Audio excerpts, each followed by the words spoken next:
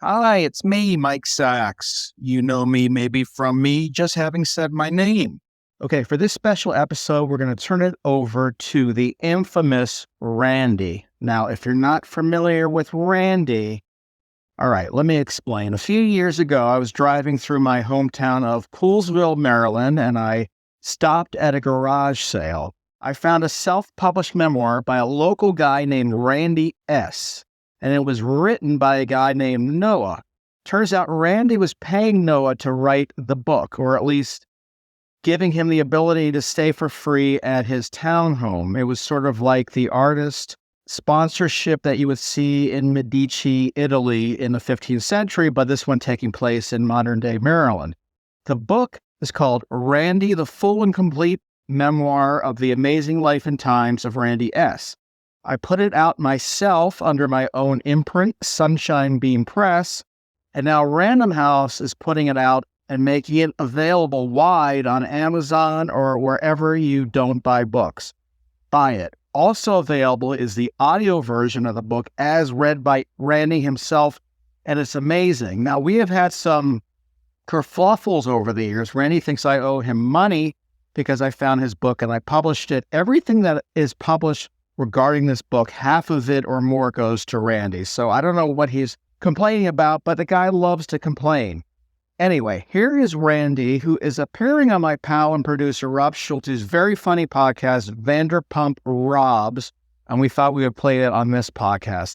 Randy is already an expert at memoir writing, songwriting, literature, jokes, and inventing, at least in his own mind, and he now considers himself an expert on all things reality TV. Enjoy. Randy, welcome to the show. I'm glad you're able to come back on the podcast. Thanks for having me on. Now tell me before we record, because I want you to disguise warble my voice like you did last time. I do not want my voice recognizable. A lot of people in this area, DC area, and Maryland and Virginia know what I sound like, don't know what I look like, and I don't need that, okay? All right, I'll add an effect to make sure your voice sounds slightly different. It'll be fine. Well, what does slightly mean? I need it different. So it'll be kind of like those 2020 interviews where they shadow the person's face and make their voice sound all like computery. It'll be like that, kind of like Max Headroom. 2020? News shows where, let's just say they won't be able to tell who you are from the sound of your voice. Yeah, that's what I'm asking. Yeah, and I'll do that. Yeah, thanks. Okay, now let's get into today's episode.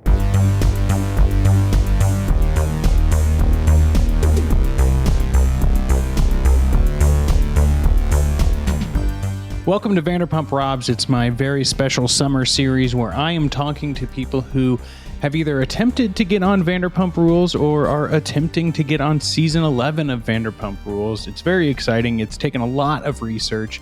And what's interesting with today's episode is that I have a repeat guest, someone who has surprised me in the past, but has lured me in with their email charisma. And let me just not say anything more and welcome property owner and business entrepreneur Randy to this show. Hey, Randy, welcome back.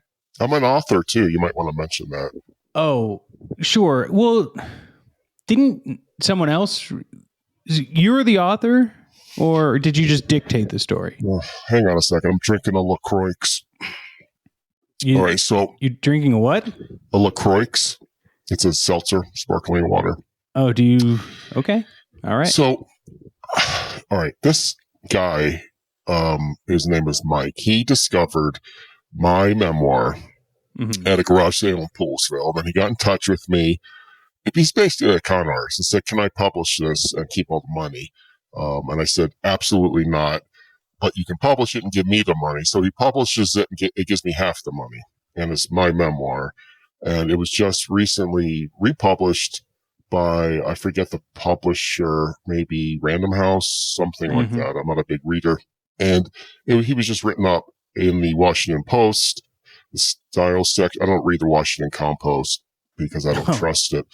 But he was written up and I was barely mentioned. But it is my book. I wrote it. and he basically copied it, put it out there, and is keeping half the money. Well, still your name is out there. You got to feel at least kind of good about that, right? Where was it going to go without Mike? Well, I had a lot of plans. He just happened to see a used copy at a garage sale in Poolsville, and he's just sort of latched on. He knew a good idea when he saw one, and he could suss out quality, and he took it and ran. I don't know this guy well. I do know that I'm going to have my lawyers go after him and look into his books. It's called looking into someone's books when you want to check out someone's financial situation. And this guy that I met him at a sports bar, Hoops. We were watching the Caps game. He was next to me, and he said that he's an expert in financial matters. And he said he would do it for free, but if it works out for both of us, then he would get a cut, which I'm more than happy to give him. Well, isn't that what Mike kind of agreed to with you?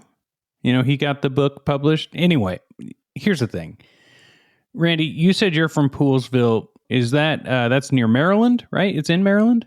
I'm a West Coaster. Wait, so you're the West Coast of Maryland? Well, no, I live in California. I thought you were saying West Coast on Chesapeake Bay. No, I don't know a thing about California except Hollywood stuff. I'm involved with songwriting and scripts and that sort of thing. Now, let's be real with the audience. We had a little bit of a frustrating back and forth when you were emailing me after your fan fiction episode came out of this podcast a few months back. You thought you were going to get paid for it. And we finally came to the agreement that you were going to come back on after you had told me that you are potentially in the running to be on the season 11 cast of Vanderpump Rules. Is this still true? I'm a very successful real estate person. I own the land on which the subdivision is built. It used to be my mama's, and I turned it into one of the best subdivisions in the world, let alone Maryland. I live at the top of the hill in a $1.5 million townhome. So I had this idea that it might be fun to go back to my roots. And my roots was retail. I worked at Up Against the Wall, which was a popular store that sold hip items in the 90s. And also I worked for a while as a busboy at Hofberg's, which... Randy, your cable cut out there. Hello? You worked as a busboy where? I worked as a busboy at a Hebrew restaurant called Hofberg's. It was one of the few Hebrew restaurants. There's not too many Hebrews around here, but that I worked. And they would serve Hebrew food, beef and balls, matzo balls, and, for Chanukah and stuff like that. So I thought it would be fun to go back to my roots and work as a busboy at Vanderpump, at Sir, and just sort of, I wouldn't say slumming it, but I thought it'd be fun to go back and see what it would be like now as a very successful person to work a, crappy job. I've got so many questions here, Randy. So you want to be on Vanderpump. You have an in because of your quasi Hollywood connections, and you think that the way to reinforce this is by being on the reality show as a busboy. Am I clear there? What does quasi mean? Sorry. You have tangential. You haven't made a movie or a TV show, but you have people in your Rolodex that are producers? I've made hundreds of TV shows and movies and created hundreds, if not thousands, of songs. They just haven't seen the light of day yet. What I do is I shoot porn parody movies, like Tootsie instead of Tootsie, and that sort of thing. And I use the back room of a Baskin Robbins near me. I'm friends with the manager on Rockville Pike. So to say that I haven't had any movies created is not entirely accurate. What I wanted to do though, I wanted to raise my profile. It's called a Q rating, and it's how well people know you across the country, maybe even the world. And I know that, this is one of my favorite shows, has a huge viewership. So I thought by going on there and becoming a busboy, it would help me with my other projects. And actually, I wanted to talk about one of my new projects today. I have created a Vanderpump Rules digital coin world realm in which each of the characters have their own digital coin with their profile on it and a little funny background that I wrote. I have not got this. My lawyer is saying that I haven't gotten proper legal permission. I don't think I need permission because this is out in the public realm. But if I did need permission, I thought by working as a busboy, that would sort of pave the way for this sort of thing. Now, let me say this as well. If anyone is out there listening and they want to invest in any of these Vanderpump digital coins, they call them the VP coins, just get in touch with me. I'm very easy to find online, or you can come to me. My division is called Elm Oaks. It's right off of Montrose and Democracy in Potomac. Now, do you think that this has legs? Like, what is the whole plan with the coin? Are you trying to develop your own currency that can be used in like a digital wallet? Or is this like for, collectible purposes, like baseball cards? Well, I'm looking at it as like a Franklin Mint. I'm a huge fan of Franklin Mint things. And I think one of the problems with digital coins, why it didn't really take off when it did, was because no one receives anything that they can hold in their hand. I think it's really important that someone has something to be able to put in on their shelves or put in a special case and show off to their friends. So in each of these cases, not only is there a digital version, there is a cardboard version, which I create and will send your way. And each of these are signed and numbered. So there's only 50 cardboard coins made for each character. So there's a limited amount. Now, as far as the digital, I am a little behind when it comes to technology. I have an old Tandy computer from Radio Shack, and I'm trying to figure out how to do the digital coin realm on them. I have heard that the computer needs to be on at all times and running. Yeah. So I've done that. I just have to figure out how to allow others, this is pre-internet, this computer, so I have to figure out how to allow others, maybe a modem, to be able to reach me and buy these coins. Yeah, it sounds like you might need some seed capital or like an investor or something. So going on the show as a busboy, going on Vanderpump Rules might, I'm being a little bit gracious here, but it could bring awareness to the coin so that maybe you can have someone else do all the technical work. Well, that's what I want to do. I've hired a temp from Montgomery College. He's a kid who is a math major, and he is like super sharp when it comes to stuff like this. And he grew up in Maryland. We're very similar. Actually, we're good friends now. We go and watch the O's at Hoops off of Montrose. And he's a good guy. So he seems interested, and he knows about me. He's read about me and wants to be involved. His name is Suresh Pai, P-A-I. Well, okay. I appreciate that you've got your business venture. We know all about those from, the book that Noah wrote, that Mike found in the garage. But I want to bring it back to the TV show a little bit. Now, I know that, at least through what you told me over email, that you're a big fan of the Bravo television network. So you know about Vanderpump Rules, you know about Summer House, you know about all of these shows. There's West Coast shows, there's East Coast shows. Do you think there's a world where if you get on season 11 of Vanderpump Rules, that you could then formulate through your own storyline a spin-off show that happens in Maryland between you and your friends? I don't know what that means, but I think what you're saying is, would I do a fan fiction version of these characters? And we already know you did fan fiction. But I know you're a big fan of Ocean City. Oh, I'm huge. Yeah. And so if Vanderpump Rules is about these, people partying in West Hollywood, mm-hmm. Don't you think you could bring some of that Ocean City flair and then maybe bring over a Tom Sandoval or Tom Schwartz to Maryland and party with you in Ocean City? Yeah, I mean, that was the thing. And that's why I've been reaching out to these guys. And that's why I have their emails I sort of captured what their emails would be on Yahoo, Hotmail, Google, and everything else. So I have all of their emails, like Max Boyens at gmail.com, Brett Caprioni at yahoo.com, Dana Cathan at AOL.com, whatever it is. So, well, you would love having those people because they've all been let go from the show. So they're probably itching to start a show with you. Exactly. They have nothing to do and they can smell an opportunity.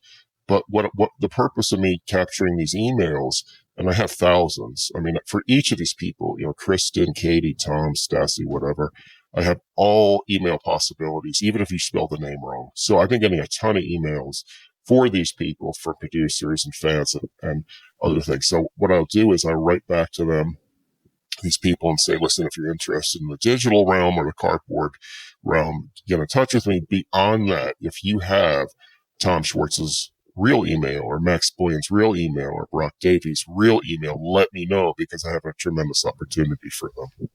Well, I might be able to bridge that gap for you, as long as, you know better than anyone else. You got to give a little to get a little, Randy.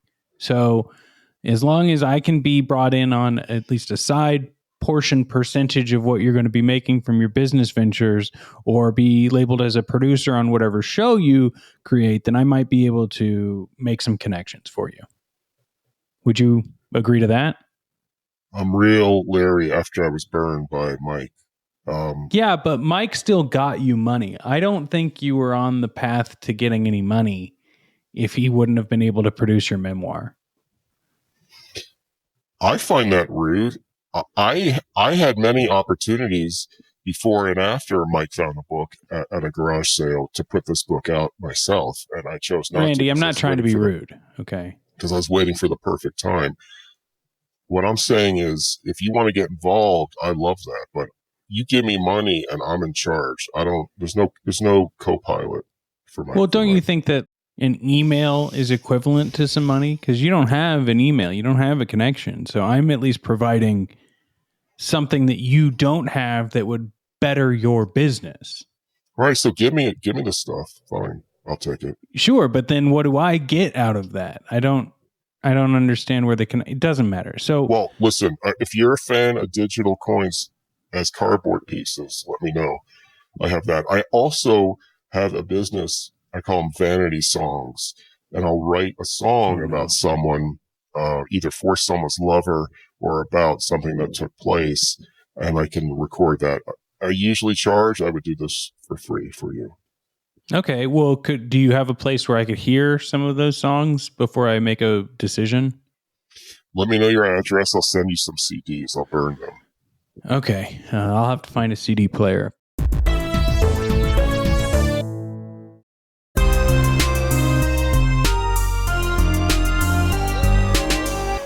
You really pissed me off after you lied to me from the last episode. But, that's rude. Well, how did I piss you off?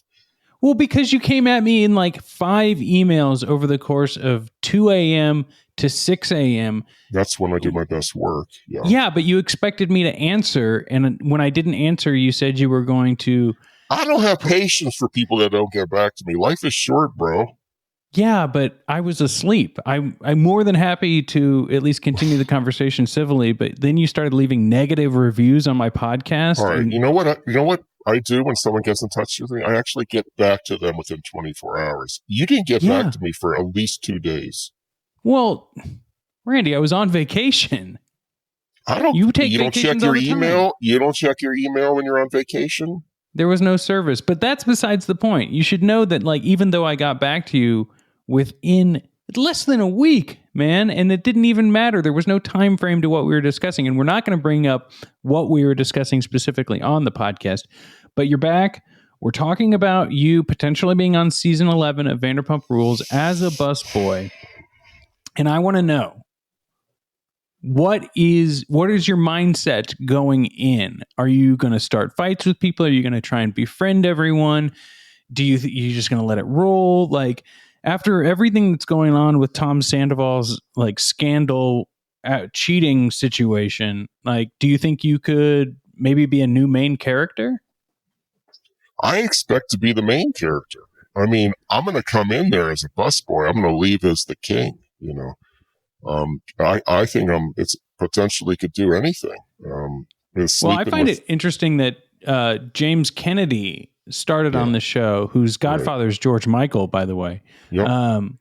He started on the show as a busboy and is now like the head DJ at Sir. And I know you've done some DJing in your life. Do you think you could, usurp that crown from him? I think that's small potatoes. I mean, I would like to own the place. Oh, wow. You think you could buy out Lisa Vanderpump? Why not? Well, she did just lose her restaurant Pump, which was down the block because the landlord increased the rent. Did you have anything to do with that? I'm not saying either way. Let's just say that when I play hardball, I'm not playing favorites. Oh, wow. Okay. Well, one last thing I want to get back to is, and then I'll let you say your piece. I know you still have a couple of things that you want to get off your chest. I love this idea of a spinoff. We had plenty of spinoffs in television history. When it's a reality show spinoff, it can go any number of directions. I know that you liked, The Perfect Strangers spinoff, Family Matters, all of these shows. I want to know what your Ocean City reality show would be about. Bush. Oh God. How do you center a show around that? Do you need any plot or character development when you show Bush? But that's more of a quite frankly, close to a porno. You could just... It's not, though, if they're not having sex. You can go online and look up naturists, which basically means nudist camps. And anyone can see anyone.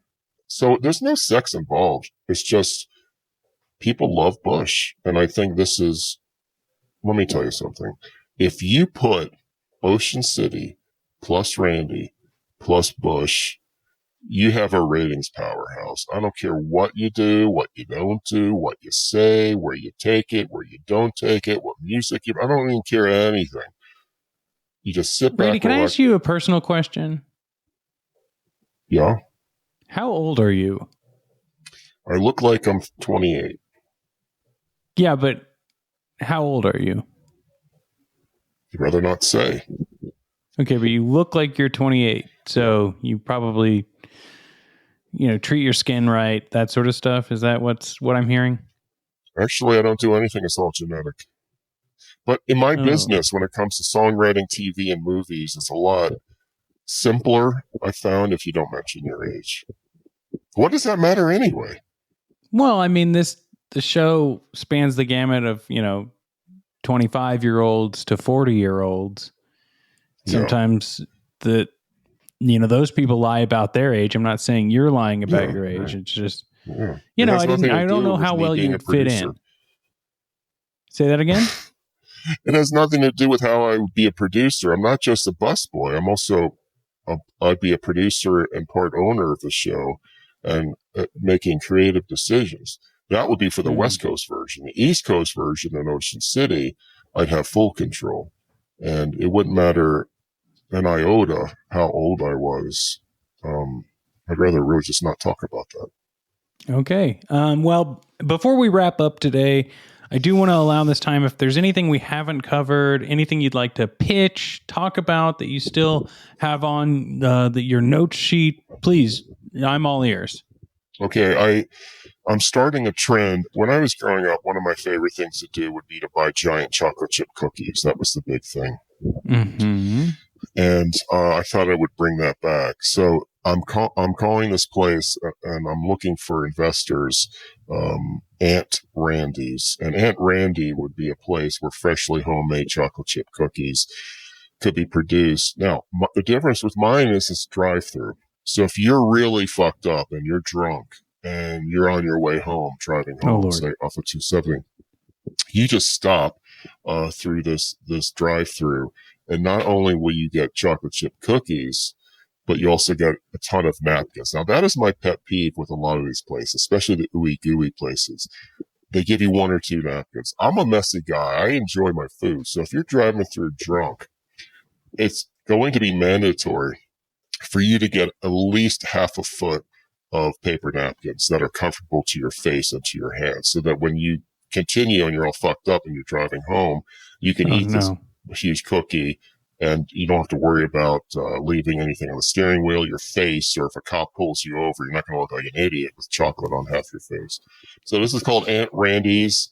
I am looking for investors. I'm looking to go wide with this on practically every corner, from bars to suburban developments. Suburban only. It's only where people drive. Well, okay. Have you considered doing Shark Tank for Aunt Randy's? My fear of doing okay. Shark Tank has stolen about 15 of my inventions already, and really? I don't want to go on the show and have them steal this one as well. And then, whoever says they came up with it, make a lot of money, then I'm in the dog pen. This is something I'm going at from myself. I don't need Shark Tank. I can do it with my own energy. And I have 2,175 followers on Twitter. So it's not like I'm talking to nobody out there. So yeah, and there's no problems with Twitter these days. You're going to be fine, I'm sure. But don't you think, like Mark Cuban, if you got him to invest, he'd put all of your giant cookies inside of like the Dallas Mavericks stadium? I haven't thought about that. That's a good idea. That's a cool guy. I like him a lot. I love Elon Musk. He's my favorite. So I've been writing to him on his AOL account. I haven't heard back yet. I don't mind a no. I just would like an answer. But anyway, that's where you and I can agree. It's like so many times you'll put out emails, you'll call, someone will respond, and then the moment you try and actually lock in a detail, you just get ghosted. And I hate it. Well, yeah, thank you. Like, I tried to reach out to you, and you didn't get back to me for more than 2 days. I did. That's why we're recording right now. It just didn't get back on your schedule. That's where you were frustrated. Time is money. Yeah. Well, okay. Here's what I want to know before we wrap up. First of all, I love the chocolate cookie idea. I don't necessarily think it needs to be a drive-through. I think you could just, push a cart on the beach and make, more money. But that's just me, and you can have that idea. That's a bad idea. You don't want that. Well, okay. Let me handle this. All right. Do you have any final fan fiction ideas? I got a lot of letters after your last episode about people, they both loved and hated your Vanderpump Rules fan fiction. They loved the J.R.R. Tolkien parallels. I think you called him Junior Tolkien, though. But anyway, was there anything else, any new fan fiction that you came up with? Yes, there is, and I think it's an amazing idea. So my all-time favorite movies is a movie called Six Pack, and it came out in 1982, before I was born. And it features Kenny Rogers. And what he does is he's a race car driver, but not like an obnoxious one. And he adopts 6 kids. And I just find, I don't know, as a kid, I was lonely. I was raised by my mama. My parents took off. And this movie just sort of hit home with me. So what I want to do is I wanted to create fan fiction involving those characters from Six Pack, but with the Vanderpump Rules characters. So in other words, James Kennedy, he would play the Kenny Rogers character, I was thinking. And then Max Boyens would play one of the orphans. And age doesn't even matter in this case. All right. So Brewster Baker is the character that Kenny Rogers plays. That would be the main character. But then you have like Ken Todd, and he would play Turk Logan. And then you would have Bo Clark. He would play Sheriff John Big John, and he's the corrupt county sheriff. How about Tom Sandoval? What would he do? He would play Swifty. Give me some characters, and I'll tell you who they would play. Okay, Sheena Shea. She would play Heather Breezy Akins. Okay. Let's see here. Charlie Burnett. Burnett would, she would play herself. Who would she be? She'd play herself. Yeah. Well, she's a pretty strong character. Ariana Madix. Pit Girl. Okay, I could see that. Yeah. And what I would do too was there was a theme song for the movie called Love Will Turn You Around. It was written by Kenny Rogers. It reached #1 in country and adult contemporary. I would re-record it as me as the singer with contemporary lyrics. Do you have a taste for it, or are you still working on it? What do you mean? Do I want to do it? Can I hear a bit of what it would sound like? Let me get some more LaCroix. This is my favorite seltzer water. Do you have a flavor? Do you like pamplemousse? No, I like it plain. Okay. Ugh, spicy. You can turn, you can run, you can hide, you can never let inside. Keep living your life in the dark, but sooner or later, a gentle persuader is gonna catch up with your heart. Make you a dreamer, make you a believer, believing in love is your thing. Right when a man's doing all that he planned and he thinks he's just got what he needs, life will deliver a shock that will shiver and driving him down to his knees. Making him start giving, making him start living, making him start living again. So that's just the beginning of it, but it goes on from there. Wow. Well, Randy, I think my audience would be very upset if I didn't ask you what your thoughts were on the Scandival, Tom Sandoval cheating on his 9-year relationship with Ariana Madix with Raquel Leviss. Do you think there's any justification on cheating on? I don't know what the hell took so long. Oh, wow. Life is short, and I believe that when you need to do something, meaning sexual, you do it. And if the other person is willing and able and not, stoned or drunk, I think it's perfectly fine to do what you need to do. And I don't know why this didn't happen sooner.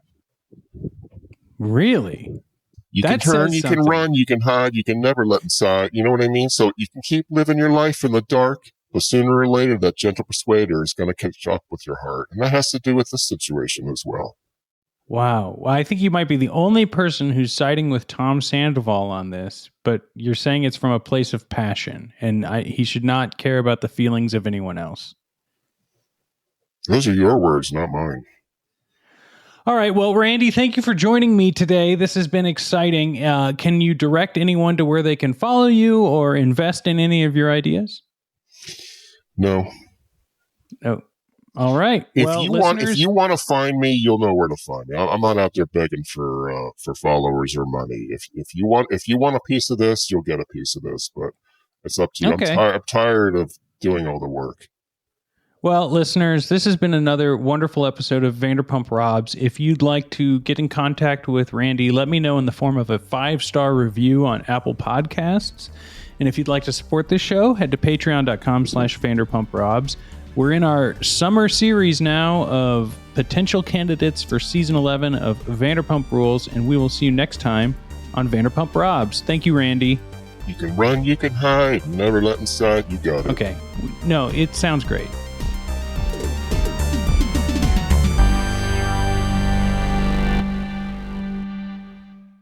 Wait, Rob? Is that who we're talking about? Yeah.